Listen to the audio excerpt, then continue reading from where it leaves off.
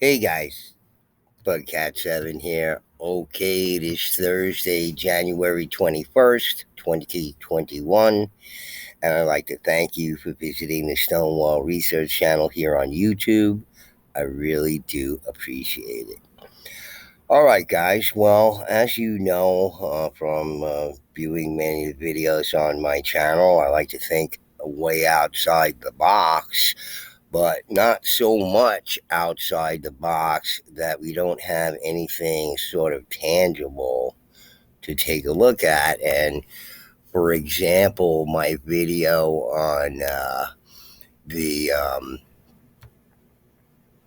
Syracusia being the library at Alexandria, well, the Syracusia was given as a gift to Ptolemy III and renamed the Alexandria, and it just so happened to have a library on it, a rather large one, given as a gift, along with the ship. Rather large library, and it just makes you wonder because if they could never locate the actual location of the library at Alexandria, and let's say it was a stone building. It's a little difficult to burn a stone building down, and stone walls would be a natural fire block. So, I mean, you could burn one room, but, you would have to burn, intentionally burn all the rooms. So, maybe that's what happened, but it seems to be that there is no real explanation or anything. But here's something, at least to some extent, that's tangible that I can give to you. It just so happens that the Syracusia was like the size of the Queen Mary and had buildings on it, etc., and mosaic tile floors with scenes of the Iliad in all the cabins, all the passenger cabins. Okay, it also had corn in its cargo manifest. Go figure all those things out anyway. But nobody's ever given any sort of tangible explanation. And here's one right here that I'm giving to you. And I covered it. It's a pretty popular video on my channel. But if you haven't seen it, you're a new subscriber, you should take a look at that, because at least I give something tangible that, and Caesar burnt all the ships in the harbor at Alexandria. Well, Syracuse here, which was renamed Alexandria, was one of them. And it wasn't so much the library at Alexandria, but the library in the Alexandria, which was the Syracusia, designed and built by Archimedes and given as a gift to Ptolemy III, which it was a decommissioned ship that sat in the harbor there in Alexandria there. So you just think about those things, and despite mainstream's claims and stories and everything else, they have nothing tangible to point to. At least I'm giving you something to think about. And in this video, we're going to discuss something that, is a myth. But today, as we know from reading books and reviewing books, and I reviewed Charles C. Mann's book, New Revelations of the Americas Before Columbus, 1491. And, it just things that, you don't know about all the research that's being done in the Americas, and how some of these anthropologists and archaeologists, the sort of radical ones anyway, many people in their, in their discipline, in their field, disagree with their findings, and, just ad hoc sort of criticisms for those things that we've heard a million times, because it doesn't fit the narrative that they have and they teach. And it's a very hard habit for them to break. These things are repeated over and over again, and all these fictions are reinforced over and over again, and pretty soon you just have no idea of what the past really is, because it's completely made up, hypothetical and theoretical, 95% of it. Okay, so look, you have a number of these sort of, younger researchers and archaeologists and anthropologists. Robert Suffer, I guess, could be classified as one of them. Although you got to look at everybody's stuff with a little bit of caution and what they're trying to push or whatever. So I'm not saying that Robert Suffer is pushing one thing or another. I'm just saying you just gotta look out for that stuff. Okay, so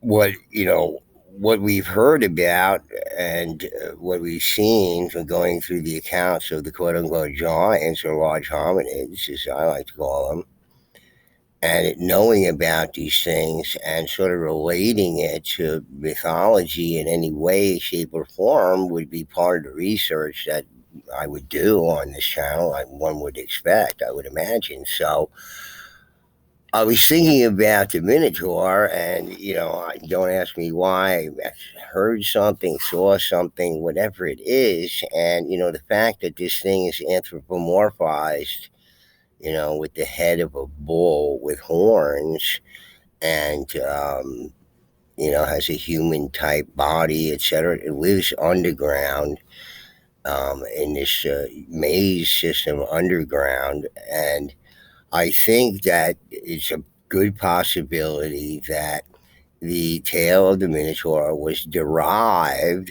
from a much older sort of cautionary tale about uh, these giant peoples or large hominids and living underground. I just covered on my channel, if you remember, the Brighton Winter Caves, which seem to be this underground city of giants, and we've gone through it in the accounts of the giants. You know very well the accounts of the giants. I have it in a playlist here. At least this is the ones the states, and I'm covering international so far.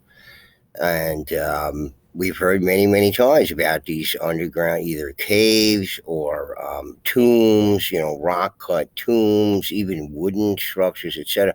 All this sort of stuff created by these giants. And, of course, about the lava rock caves. It seems these people are, living in caves and cave systems and, suggested a lot of times these underground cities and underground cities of the giants is discussed here, about the Grand Canyon, which Harry Hubbard has covered on a video on his channel, which is absolutely fascinating. I didn't actually finish watching it, but I gotta finish watching it and comment on it. But it's just absolutely fascinating, and you have these tales of the possibly being these underground systems with these actually megalithic constructed underground cities, as I've heard on the New Earth through Sylvia's research, etc., in the Balkans and other places. Seem to be these underground cities all over the planet.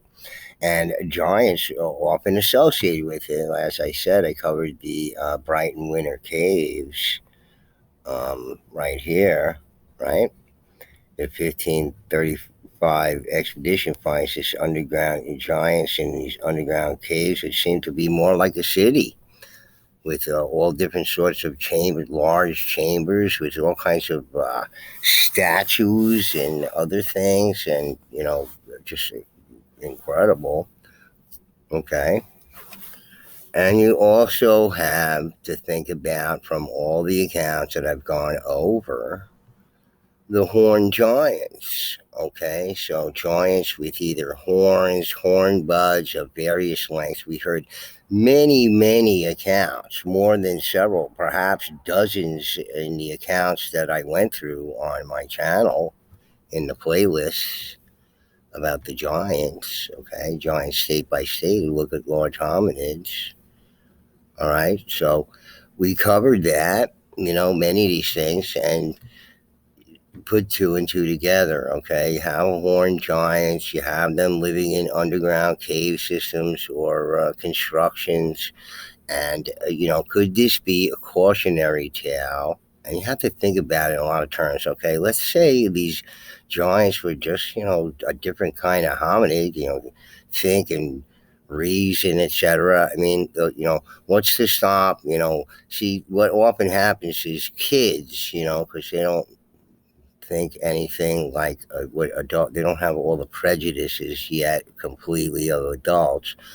Run into each other, giant kid with normal size kid or whatever it is, and they get to be friends or whatever. And next thing male female relationship, whatever it is, they want to prevent these things by demonizing people, telling tales about people, whatever it is. And this picture is from the Peabody Museum, which is in Pennsylvania, which I read to you in many accounts. So much of these archaeological finds, these skull remains, went back, especially the skulls. They had the largest collections of skulls in the Americas, and according to the reports, etc.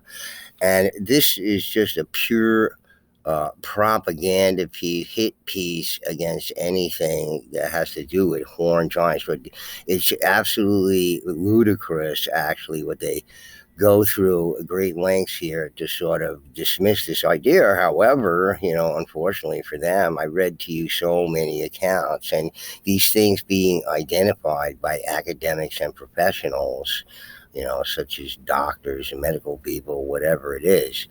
All right. So, love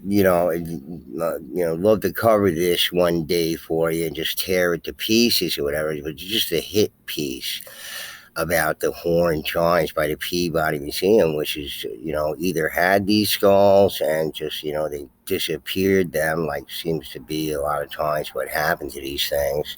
But I've read to you on my channel many of the things went to the Peabody Museum that we're talking about. So, and they had the largest number of unusual skulls dug up in the Americas as well. So, but no real explanations. Again, it's this disconnect between the time of the Adena peoples, at least that they're willing to admit to them, but no sort of connection between native peoples and termination of the Adena folk in the Americas. And what time periods were we really talking about? They're misidentifying because they have the geology all wrong for the Americas. Okay, this whole New World bias works its way into the whole thing because that's the way it's always been proposed and assumed through theory and hypothesis. So just again, like we put these things together, and look, what is a cautionary tale? As I said, this probably was a cautionary tale from some time in distant past. Okay. And what is a cautionary tale? A cautionary tale is a tale told in folklore to warn its listener of a danger. There are three essential parts to a cautionary tale, though they can be introduced in a large variety of ways. First, a taboo or prohibition is stated. Some act, location, or thing is said to be dangerous. Then the narrative itself is told. Someone disregarded the warning and performed the forbidden act. Finally, the violator comes to an unpleasant fate, which is frequently related in expansive and grisly detail. Cautionary tales and conformity. Cautionary tales are ubiquitous in popular culture. Many urban legends are framed as cautionary tales, from the lover's lane haunted by a hook-handed murderer to the tale of a man who shot a cactus for fun, only to die when the plant toppled onto him. Like horror fiction, generally the cautionary tale exhibits an ambivalent attitude towards social taboos. The narrator of a cautionary tale is momentarily excused from the ordinary demands of etiquette that discourages the use of gruesome or disgusting imagery because the tale serves to reinforce some other social taboo, such as, regular people getting together with giant peoples and having offspring and then creating hybrids that, they,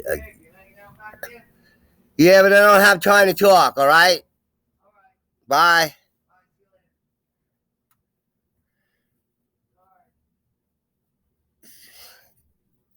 Cautionary tales are also frequently utilized to spread awareness of moral issues, and for this reason are often told to children to make them conform to rules that either protect them or for their own safety.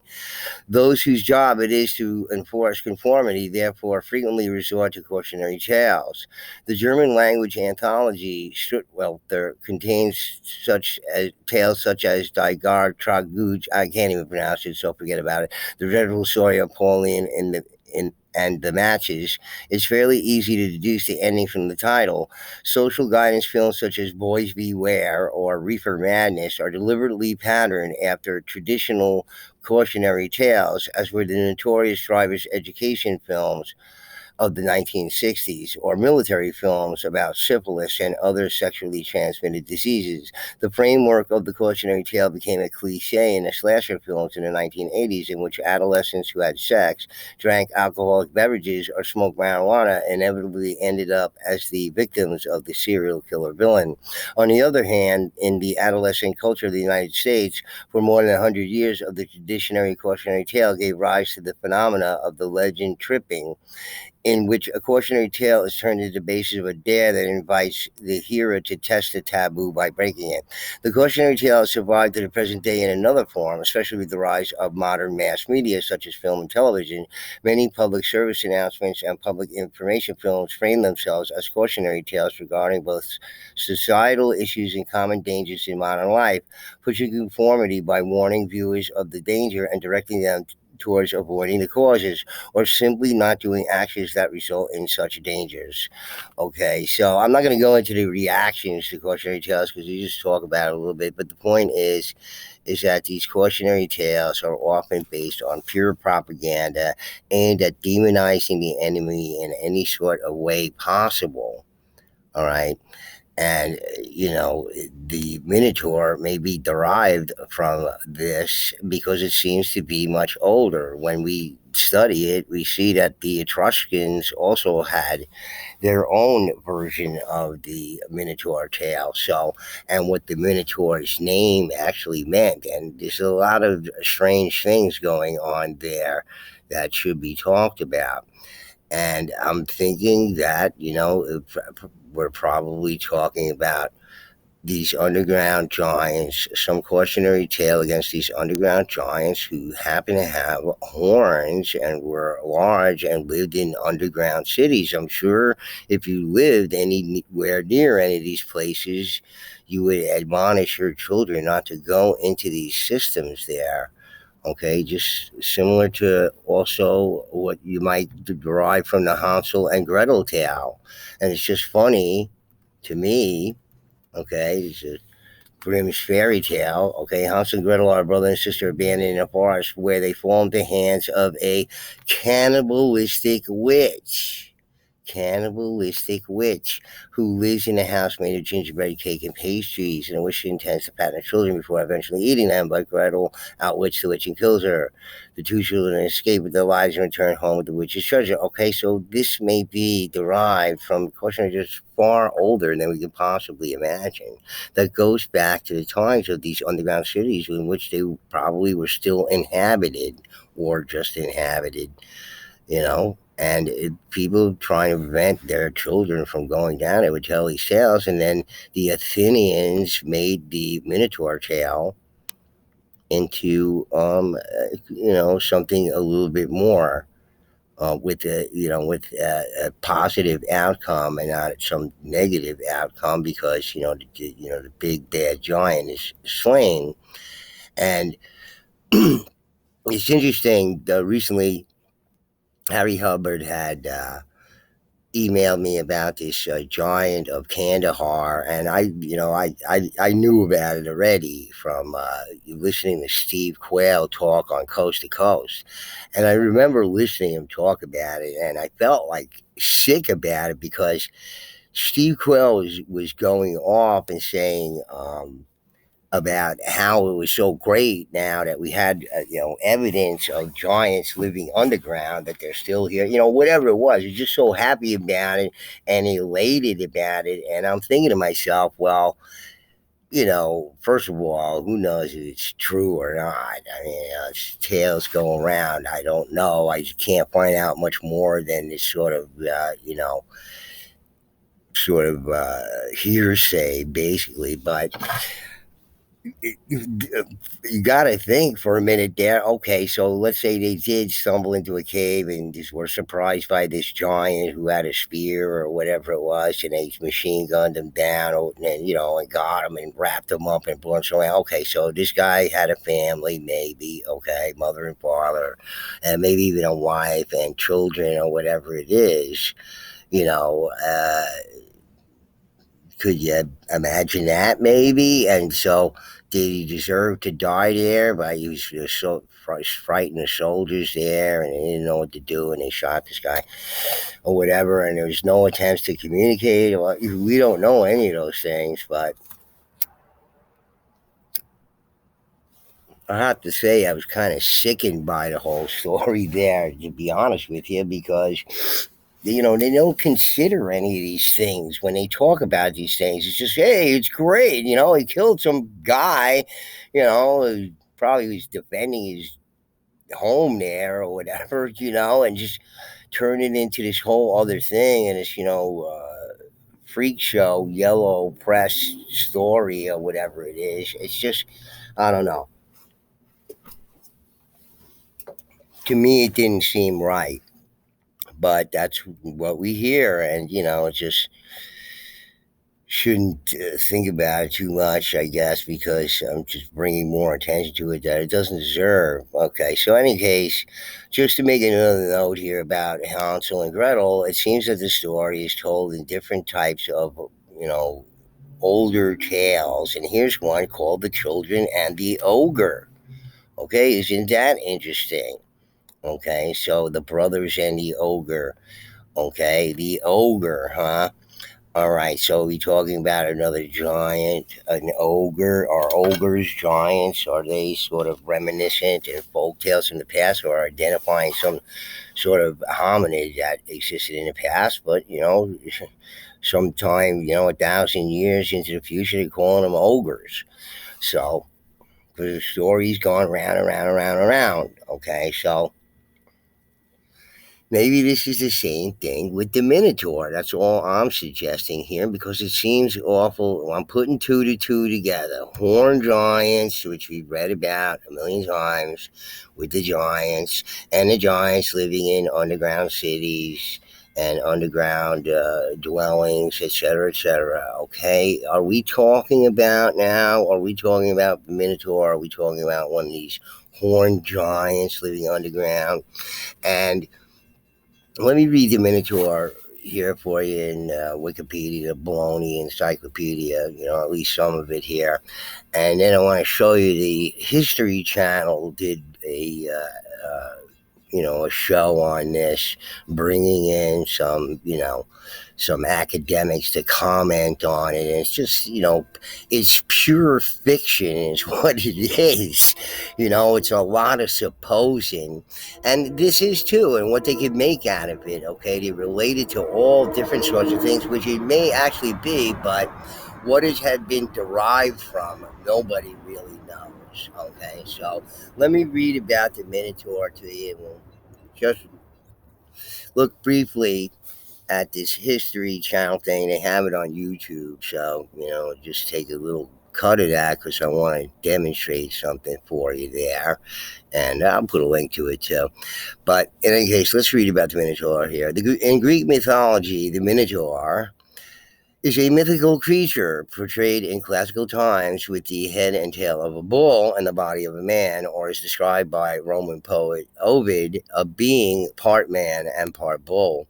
He dwelt at the center of, like one of these horned giants, maybe. He dwelt at the center of the labyrinth, which was an elaborate maze-like construction designed by the architect Daedalus and his son Icarus on the command of King Minos of Crete.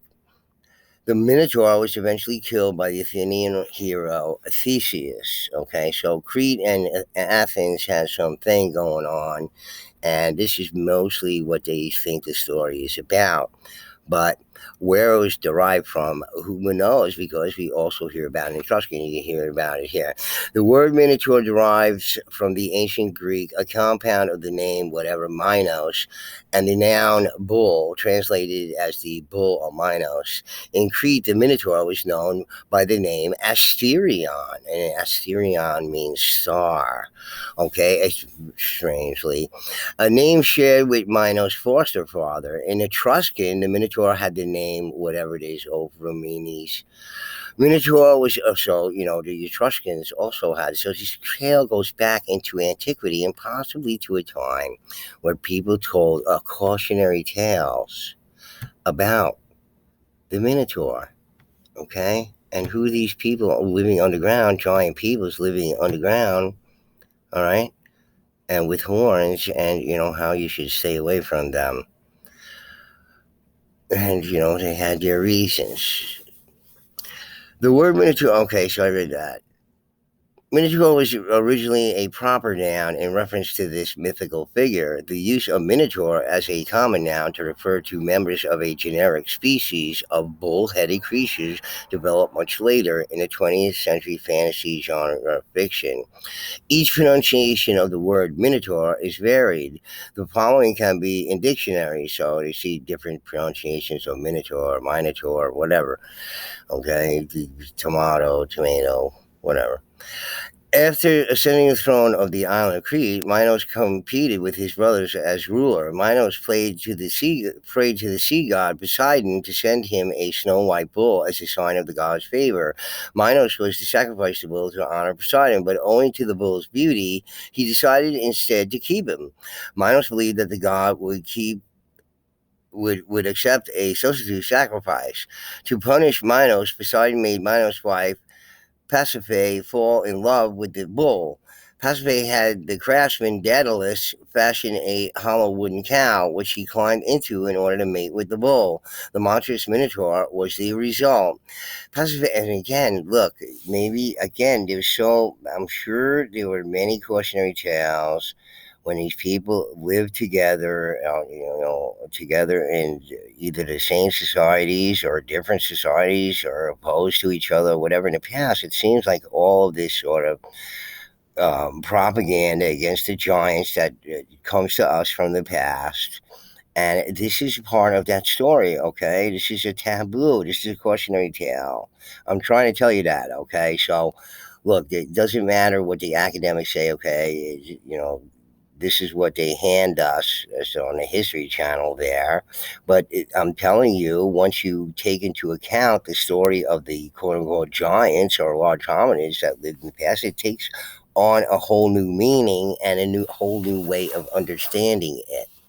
Okay, so we relate these things because this is what we study here on this channel. But if the people were just listening to the History Channel stuff, well, they just hear the same old junk they've heard a million times over that's taught in schools or whatever it is. And although the tale of the Athenians about it, just again, I'm saying it's derived from this, but this, the Minotaur himself certainly is a description, and all this other related stuff seems a description of these underground giants with horns living in these cities underground, a cautionary tale about staying away from them by, humans like us, Homo sapiens like us. Pasiphae nursed the Minotaur, but he grew in size and became ferocious as the unnatural offspring of a woman and a beast. The Minotaur had no natural source of nourishment and thus devoured humans for sustenance. Naturally, Minos, following advice from the oracle at Delphi, had Daedalus construct a gigantic labyrinth to hold the Minotaur. Its location was near Minos' palace in Knossos.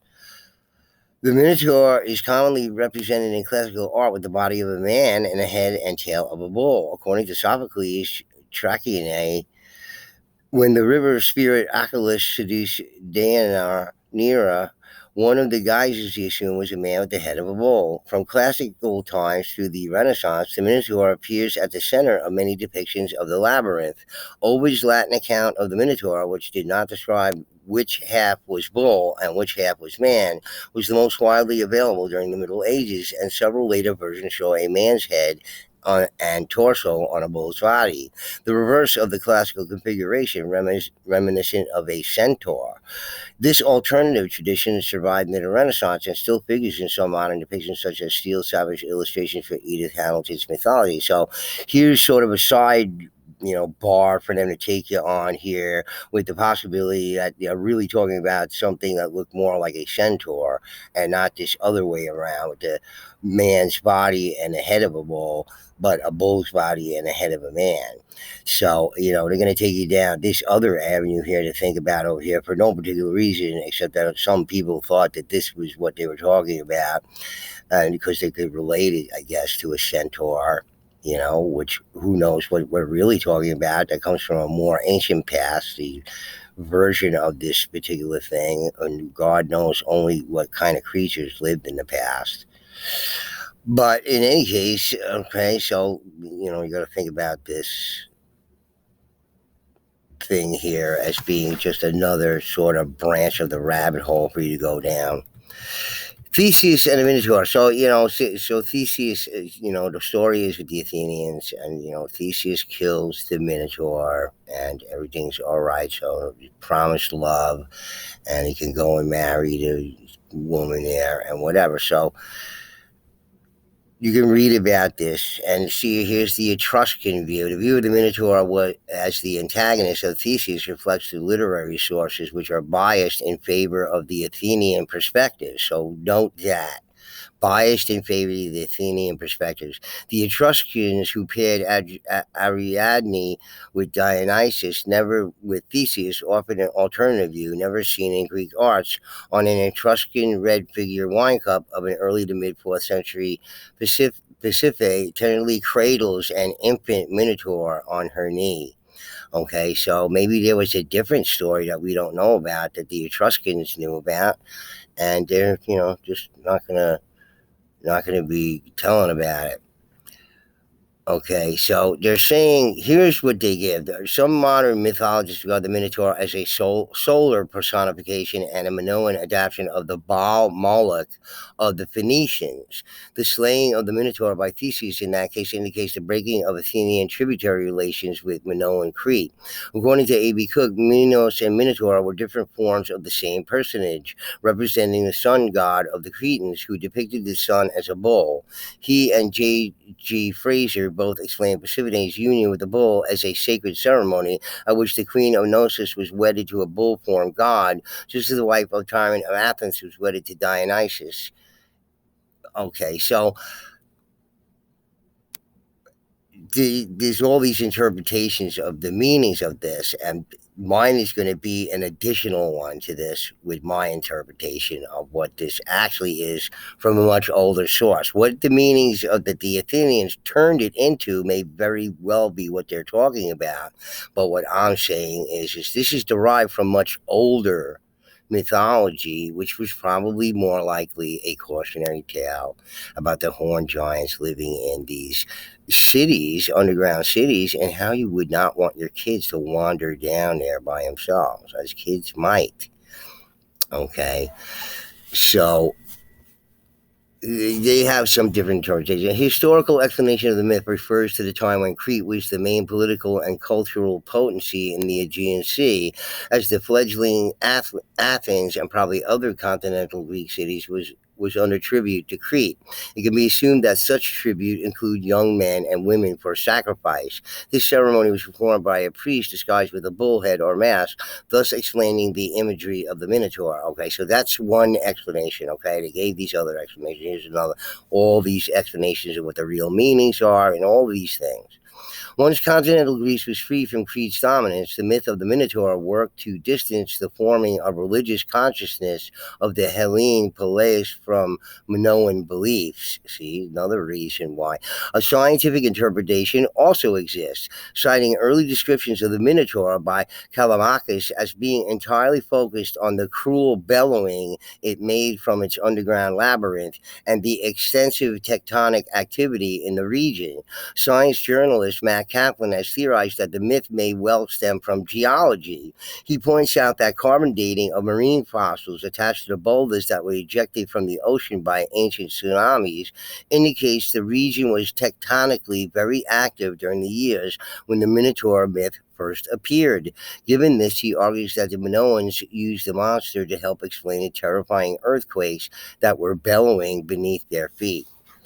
Okay, so they're saying that the bellowing and the geology involved with telling of the story and how to so different meanings for the same thing. All right, but what sort of tangible things that they have to point to except the politics of Athens with Crete and all these other things and the claims of human sacrifice, which, you know, are we to take those seriously? And, who's saying it? Again, where is, consider the source. Okay, so let's just take a quick look at this History Channel video here. And in here, they're showing a sheep bone with knife cuts on it. And they say that they found 25%, they found children's remains there, and 25% of the skeleton showed some sort of cut marks like this on the skeletal remains. Okay, but the other 75% didn't. Okay, so they're talking about human sacrifice and ritual cannibalism possibilities. These are the things they're thinking about. It's not that these actually occurred and these are facts that they're talking about, or even that these knife and cut marks on these, on sheep remains is all understandable. But on the human remains, they're suggesting that, this was a result of, cutting up preparing the flesh for consumption, whatever it might be. So, and who knows if this is when from the time they're talking about, if it's really, it's just pure speculation. Okay, but just look at this for a minute and pay attention to what the other scholar says right after this little segment here, and talking about cannibalism there. Okay, but just listen to what is said and what I've been trying to tell you on this channel for a long time about the giants. And just remember, they're not talking about giants in this at all. There's no giants involved here. It's just regular human beings involved with cannibalism, by the way. All right, we're not talking about giants and cannibalism here. Okay, but the whole Minotaur story and cannibalism, it relates itself with this theme of, the demonization of the giants by, suggesting they're cannibals. But let's listen to what is said, okay? And, you judge for yourself if I've been on the money about what I say or not. Not like the kind of marks that result from butchery of animals that are being prepared to eat.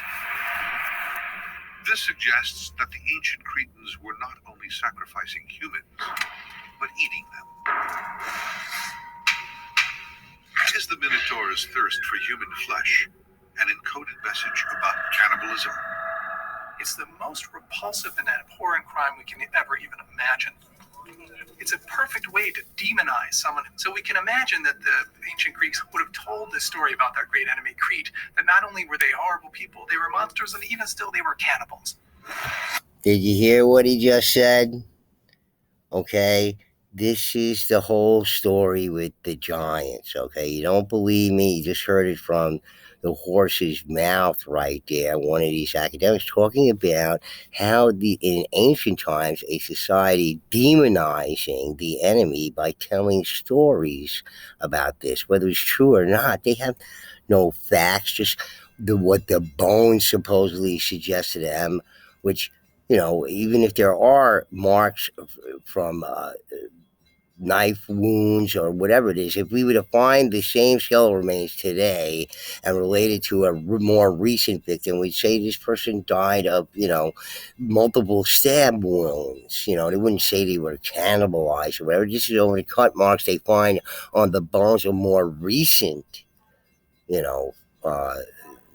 murders with the corpses involved, with just the bones of the victim are left, and you've seen it on a forensic files. They show the knife marks in the bones and everything else. So who's to say that that definitely refers to cannibalism. It should be by multiple stab wounds and it's just a murder.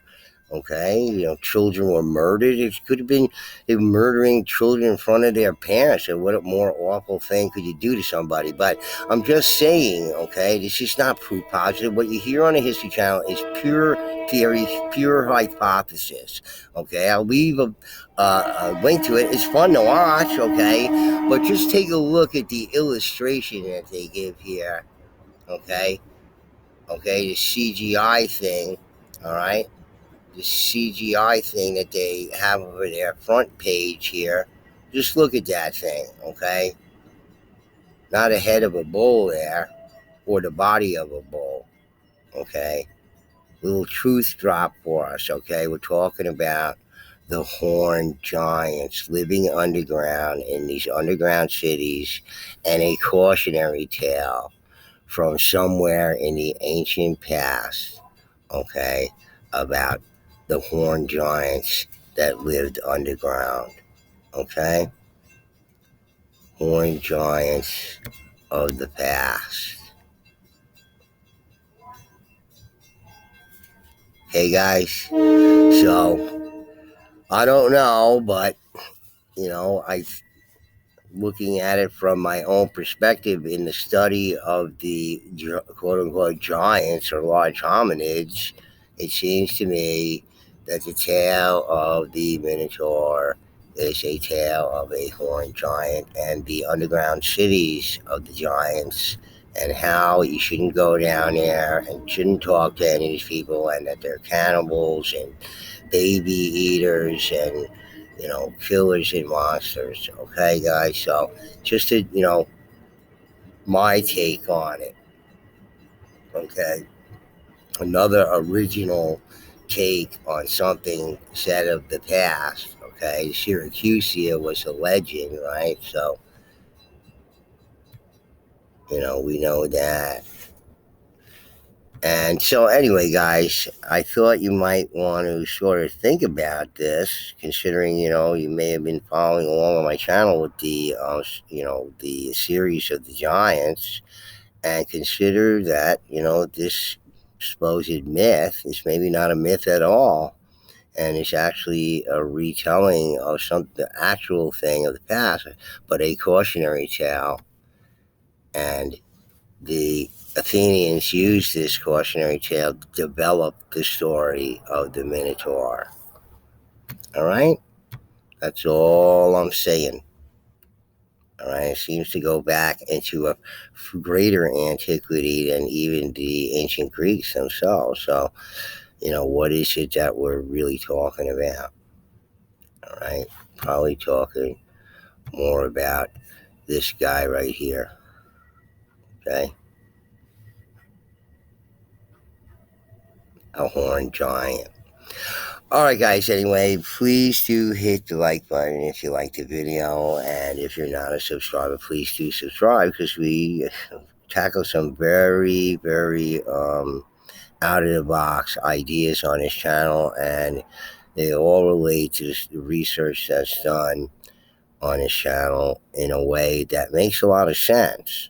Okay, I think at least, as opposed to all these grand stories that are given to you on the History Channel by mainstream academics and other researchers and coast to coast and whatever it is, who just make up all sorts of things. Okay, we're trying to get to rational explanations for some things. Well, I think I give pretty more, relatable and tangible evidences for something that can be understood by what to be studied about the past. All right, guys. Anyway, thanks a lot. And Bugcat7 signing out. Peace.